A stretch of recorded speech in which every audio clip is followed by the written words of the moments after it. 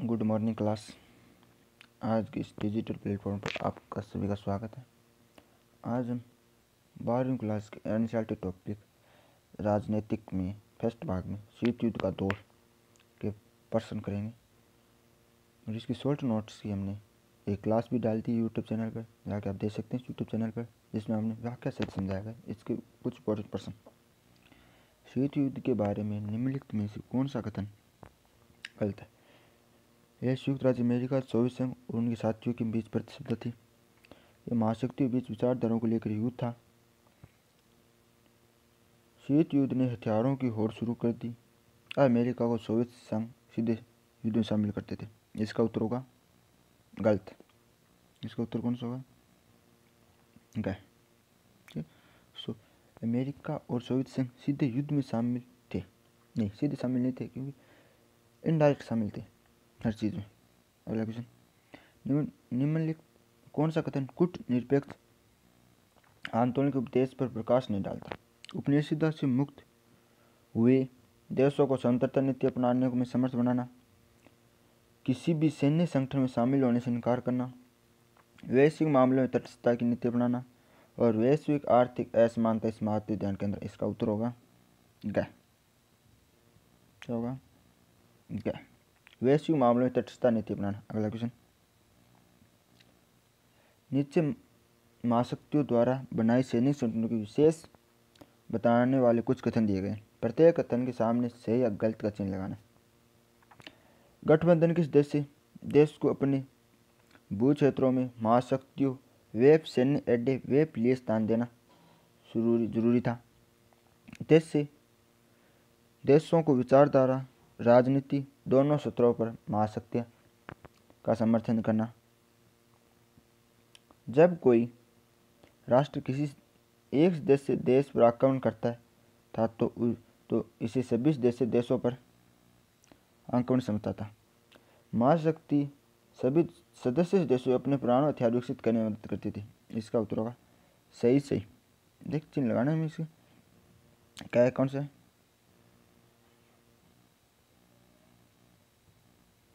चिन्ह ये सही है, तो ये सही है, ये सही। गया इसमें गलत है, जिसके अनुसार क्या गलत है इसमें। अगला क्वेश्चन, हथियार मदद महाशक्ति अपने सदस्यों पुराने हथियार में मदद नहीं करना चाहती थी, क्योंकि हथियारों में मदद करते तो महाशक्तियों को अपने बराबर आना पड़ जाता, सदस्यों लेना पड़ता, इसलिए नहीं करता। अगला क्वेश्चन, नीचे दिए गए जो सूचीबद्ध आमने सामने वेब सामने लिखी हुई शीत युद्ध के दौरान किस गुट से जुड़ा था? Poland, France, German, Japan, Nigeria, उत्तर कोरिया, श्रीलंका। ये थे। इसका उत्तर देखें। पोलैंड साम्यवादी गुट सोवियत संघ, फ्रांस पूंजीवादी गुट संयुक्त राज्य अमेरिका, जापान पूंजीवादी गुट संयुक्त राज्य अमेरिका, नाइजीरिया गुट निरपेक्ष में था, उत्तर कोरिया साम्यवादी गुट, श्रीलंका गुट निरपेक्ष में था। अगला question,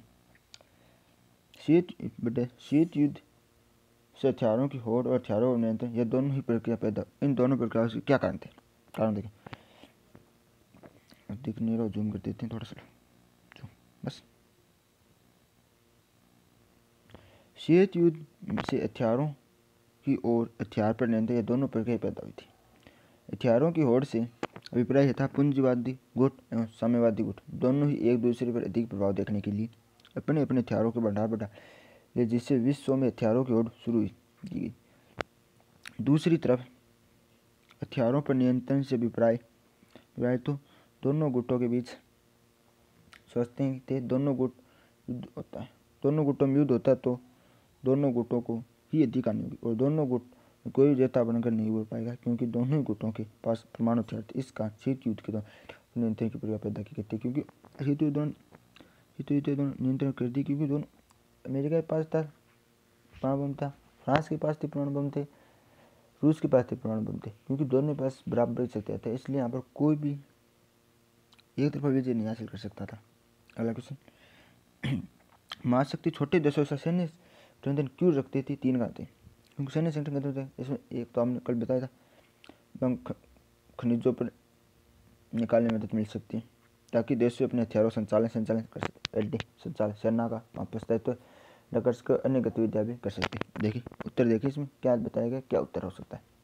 important answer, most important question है और मोस्ट बिंदु है। महाशक्तियाँ छोटे देशों के साथ सैन्य गठबंधन इसलिए करती थी ताकि इन देशों से वे अपने हथियार और चालन कर सकें। पहला क्वेश्चन बताया ना, और कल वाले में आए। महाशक्ति छोटे देशों में सैन्य ठिकाने बनाकर दुश्मन देश की जासूसी कर सकती। क्यों? मान ले भारत में छोटो सैन्य संगठन बना दियो चीन, चीन बैठे बना के पाकिस्तान में सैन्य संगठन बना दियो एडो चीन, तो भारत के पर नजर रख सकता है उधर से पश्चिमी इलाके पर।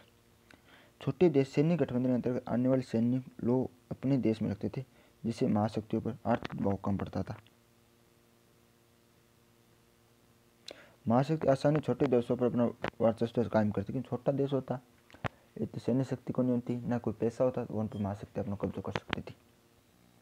अगला क्वेश्चन, कभी कभी कहा जाता है कि शीत युद्ध सीधे तौर पर शक्तियों के लिए संघर्ष था, इसका विचारधारा से कोई संबंध नहीं था। आप इस कथन से सहमत है तो उत्तर के समर्थन में से एक उदाहरण दीजिए। पूछे आप युद्ध सहमत हो तो कारण बताओ। शीत युद्ध विश्व में कहा जाता है कि जिस विचारधारा से संबंधित संबंध नहीं था, बल्कि शीत युद्ध शक्ति के लिए संघर्ष था, परंतु इस कथन से सहमत नहीं हुआ जा सकता, क्योंकि दोनों ही गुट में विचारधारा अत्यधिक प्रभाव था। पूंजीवादी विचारधारा के लगभग सभी देशों में अमेरिका की गुट शामिल थे, जबकि साम्यवादी विचारधारा वाले देश सोवियत संघ के गुट में शामिल थे। विपरीत विचारधारा वाले देशों में अंशुक संदेह व्यवहार 1991 सोवियत संघ उठना तो विचारधारा का पतन होगा और इसके साथ ही युद्ध समाप्त होगा। जो सोवियत संघ को टूटे एक विचारधारा का पतन होगा, क्योंकि एक विचारधारा अपना नष्ट होगी, क्योंकि अमेरिका में यूएसआर होने बैंक विचारधारा बनी रही, और यूएसआर टूटता है, सभी देश अपने अपने स्वतंत्र विचारधारा भी अपनी अपनी स्वतंत्रता होगी, इसलिए कहा। शीत युद्ध के दौरान भारत की अमेरिका और सोवियत संघ के प्रति विदेश नीति क्या थी, और क्या मानते हैं कि नीति ने भारत के हितों को आगे बढ़ाया? दोनों गुट से अलग अलग रहा। भारत ने कूट निरपेक्ष की नीति अपनाई। भारत ने सदैव दोनों गुटों में पैदा हुए मतभेदों को कम करने के प्रयास की, जिसके कारण ये तो व्यापक युद्ध का धारण न कर सके। देखो, भारत की अमेरिका के प्रति विदेश नीति क्या थी? भारत और अमेरिका बहुत अच्छे संबंध कभी नहीं रहे। अच्छे संबंध न होने पर महत्वपूर्ण कारण अमेरिका पाकिस्तान के प्रति रवैया। अमेरिका ने कश्मीर के मामले में पाकिस्तान का समर्थन किया और पाकिस्तान को सैन्य सहायता दी। बांग्लादेश के मामले पर अमेरिका ने की विरोध 7वां समुद्री बेड़ा भेजने की कोशिश। 1981 में अमेरिका ने भारत की भावनाओं की परवाह न करते पाकिस्तान को आधुनिक हथियार दिए। 2 जून 1985 राजीव गांधी अमेरिका गए तो संबंध थोड़ा बहुत सुधार हुआ, और जनवरी 1989 में जॉर्ज बुश अमेरिका राष्ट्रपति बने, परंतु उनकी नीतियों में कोई प्रभाव नहीं, और प्रधानमंत्री नरसिम्हा राव ने अमेरिका के साथ जाने का प्रयास किया था। सोवियत संघ, भारत, अमेरिका, फिलहाल यूएसआर, पहले रूस है फिल टाइम। रूस के साथ हमारे कितने अच्छे संबंध है आप सभी को पता होगा। भारत के सोवियत संघ के साथ शुरुआत में तनावपूर्ण संबंध रहे, परंतु जैसे जैसे भारतीय कूटनीति नीति स्पष्ट होती वैसे दोनों देशों में एक दूसरे समीप, और 1960 के बाद भारत और सोवियत संघ अच्छे संबंध। और 9 अगस्त 1971 भारत के शांति मंत्री का एक सहयोग संधि थे। 9 अगस्त इंपॉर्टेंट याद रखना तारीख, शॉर्ट क्वेश्चन में आ सकता है। 9 अगस्त 1971 भारत में थे शांति मंत्री सहयोग संधि थी। यह संधि 20 वर्ष थी, और दोनों देशों ने एक दूसरे के देश में यात्रा करने लगे, जिससे दोनों देशों के संबंध स्थापित हुए, और दोनों देश के बीच आर्थिक, सांस्कृतिक और वैज्ञानिक संबंध बढ़ने के लिए कई समझौते। 9 अगस्त 1920 वर्षीय संधि 15 वर्ष के लिए और बढ़ा दी, परंतु 19सोवियत संघ बड़ी तेजी विघटन हुआ था। 1991 तेजी से विघटन हो गया। कूटनीतिक आंदोलन को तीसरी दुनिया के देशों ने तीसरे विकल्प में सोचा। जब शीत युद्ध अपने शिखर पर था, तो इस विकल्प ने तीसरी दुनिया के देशों के विकास में कैसे मदद पहुंचाई? तीसरे द्वितीय विश्व युद्ध के समय जब शीत युद्ध चरम सीमा पर था, तथा विश्व में एक नई धारणा ने जन्म लिया, पर्यटन के लिए जाना था, जो कूटनीतिक आंदोलन के नाम से जाना जाता है। कूटनीतिक आंदोलन सिर्फ अभिप्राय किसी भी कूट में शामिल न होना कूटनीतिक कहलाता है। कूटनीतिक आंदोलन अधिकांश विकासशील एवं नव स्वतंत्र देश शामिल है।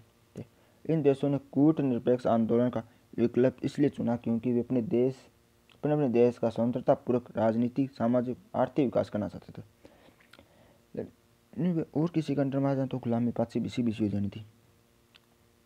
यदि वे किसी भी गुट में शामिल हो जाते तो वे अपने देश का स्वतंत्रता विकास नहीं कर सकते, क्योंकि कि अमेरिका साथ जो भी देश शामिल अपने स्वतंत्र विकास नहीं कर सकते, क्योंकि अमेरिका महाशक्ति है जिसके लिए उसका प्रभुत्व उस देश पर बहुत अधिक पड़ता है।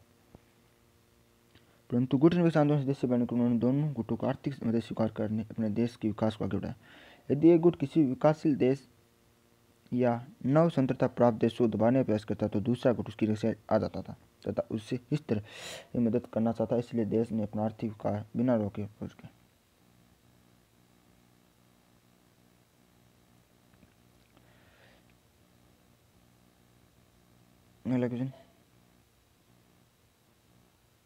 आगे बढ़। लेकिन आर्थिक सहयोग अपने स्वतंत्रता पूर्वक बनाना चाहो, राजनीतिक आर्थिक सभी प्रकार का विकास करना चाहो।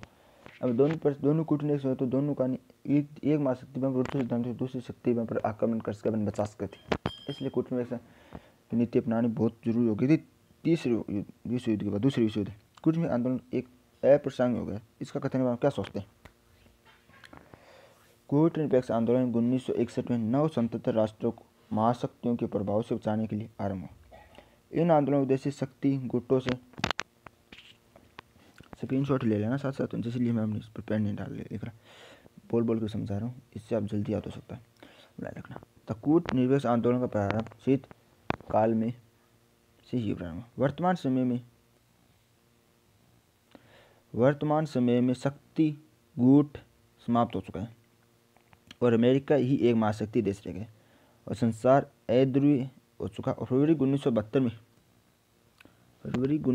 में कूटनिरपेक्ष आंदोलन विदेश मंत्रियों के सम्मेलन में मिस्र ने कहा था कि सोवियत संघ के विघटन और सोवियत संघ गुट तथा शीत युद्ध की समाप्ति युद्ध गोल्फ आंदोलन की प्रासंगिकता समाप्त हो गई, अतः इसे समाप्त कर देना चाहिए। परंतु उपयुक्त विवरणों के आधार पर न तो कहना उचित होगा कूटनिरपेक्ष आंदोलन अप्रासंगिक हो गया, नहीं इस बात समाप्त होना चाहिए। वर्तमान आंदोलन औचित्य निमित्त हो गया।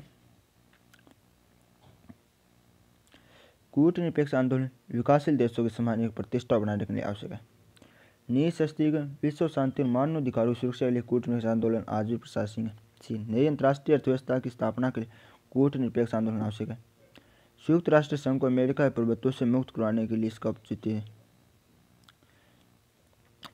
अधिक अशिक्षा, बेरोजगारी, आर्थिक समानता जैसी समस्याओं के नाश के लिए कूटनिरपेक्ष आंदोलन आवश्यक है। कूटनिरपेक्ष आंदोलन का लोकतांत्रिक स्वरूप इसकी आवश्यकता को प्रकट करता है।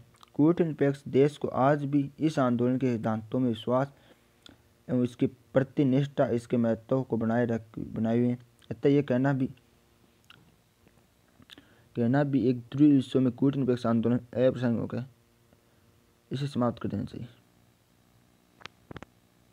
अच्छा छात्रों, आज के लिए शीत युद्ध के दौर में यही मोस्ट इम्पॉर्टेंट क्वेश्चन बने इस पाठ से, इसलिए पाठ अपनी परीक्षा से जरूर पढ़ के जाएं। इस प्रश्न इंपॉर्टेंट प्रश्न इनमें से एक या दो प्रश्न आने की पूर्णतः संभावना रहेगी। और आपके अच्छे भविष्य की कामना के लिए हम राजनीति विज्ञान से संबंधित, पॉलिटिकल साइंस से संबंधित और उसकी उतनी कोशिश से करेंगे कि इससे आप अच्छे अपने नंबरों में इनक्रीज कर सकते हैं। और चैनल पर पहली बार चैनल को सब्सक्राइब करें,